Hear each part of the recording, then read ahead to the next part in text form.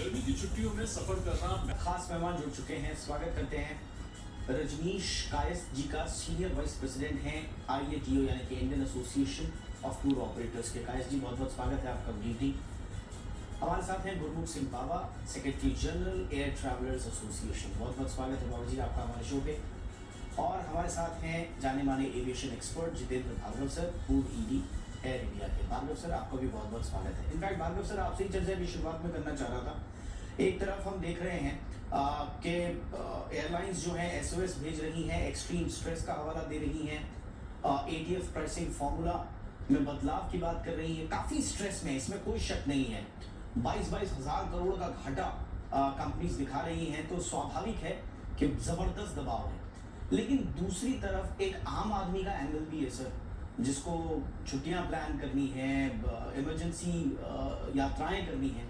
आपको क्या लगता है, एक तरफ एविएशन का भी वो भी ब्लीड कर रहा है सर, हम साफ तौर पर देख रहे हैं, और एक तरफ आम यात्री की इतनी मुश्किलात, वो भी पीक सीजन में जिस समय सारी प्लानिंग्स होती हैं। क्या आप अपेक्षा कर रहे हैं एयरलाइन से या फिर गवर्नमेंट से? बाबा सर। दीपक जी, शुक्रिया आपका। बहुत बढ़िया पैनल आपने सिलेक्ट करा है। भार्गवा साहब तो अवेलेबल रहते ही हैं, आज आपने रजनीश जी को भी जोड़ लिया। बड़ा अच्छा लगा मेरे को ये सुन के कि आप सभी लोग पैसेंजर के बारे में बात कर रहे हैं, और सभी पैसेंजर ने शायद उसकी पेन इतनी ज्यादा हो गई तो he has one the trust of everybody. होता क्या है, बस से बदनाम हो रहा, एयरलाइन इतनी बदनाम हो चुकी है, लोग ये सोचते हैं कि शायद वो सिरिंज लेके खून चूसने के लिए बैठे हैं। और आपने सही बोला कि when airlines are bleeding and the passengers are being asked to donate the blood, ये बड़ी एक विडंबना ऐसी हो गई है। और हमें सोचना ये है कि आज का जो हवाई यात्रा है वो शौक से नहीं हो रही है, मजबूरी बन गई है। किसी के घर में मौत है, कोई एम्स में दिखाने के लिए आ रहा है, जा रहा है, किसी का कोई एग्जाम है, लेकिन आज इमरजेंसी की टिकट इतनी ज्यादा हो गई है कि एक तनख्वाह, एक महीने की तनख्वाह के बराबर एक टिकट है। वेस्ट एशिया के जंग के बारे में आपने बात करी, ठीक है, एयर ट्रैफिक फ्यूल जो है, हवाई ईंधन महंगा हुआ है। एयर इंडिया के 22,000 करोड़ के नुकसान में हम उनके साथ थोड़ी तवज्जो रखते हैं। 20% फ्लाइट्स बंद होनी इसका एक नतीजा है, और पर उसका एंड रिजल्ट क्या है, पैसेंजर पर भारी पड़ रहा है। 25,000 रुपए तक का किराया श्रीनगर का है।